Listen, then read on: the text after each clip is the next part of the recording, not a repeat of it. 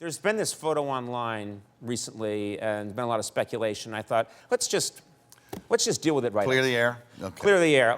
You posted this photo recently.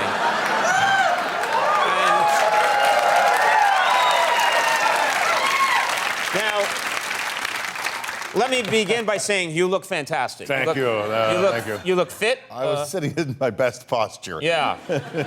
What's happening here? Because some of the some of the news outlets got a hold of that. Oh, that was fun. Yeah, we'll get to that. Okay.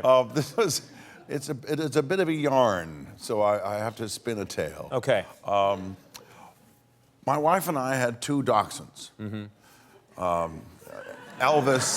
Elvis and Ginny. Okay. And they are, kind of, they were originally bred to go after ferrets. I have to go after, what do they call them? Wolverines, right? Oh. Yeah, they're really nasty. I mean, they go after, really nasty animals. How this gets you naked in your kitchen, I have no idea. But this is why I said I'm spinning a yarn. Spinning the yarn.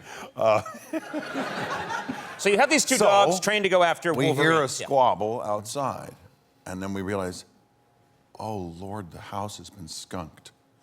And the dogs have been skunked. So they were after a couple of skunks who were living under the house, it turned out. Yeah. And we actually couldn't breathe in the house, but I grabbed the dogs and took them to the kitchen and washed them. Did some tomato sauce kind of thing and, tomato juice thing with some soap. And they smelled a lot better. And then my wife said, we got to get out of here. At that time, we were selling another house while we were living in this one. So she said, let's just go to that house. And as we were driving to that house, my wife said, holy, you stink. You smell like skunk. Yeah. And so I said, this doesn't really come out, honey. This takes weeks. Yeah. And she said, well, let's go to the house. I'll make some pasta, and I will wash your clothes. But because I had no other clothes there, I had to become Buck. And then we see you there, yeah. This is you. This is waiting for the clothes to dry. Now you say she made you pasta, but that's clearly a takeout plate right there. No, you're right, it is. I submit that to the jury as evidence that you lied. It just wasn't pasta. I guess that was a salad from somewhere. Now, you know what I want to know, did the people who bought the house know you're sitting on the furniture?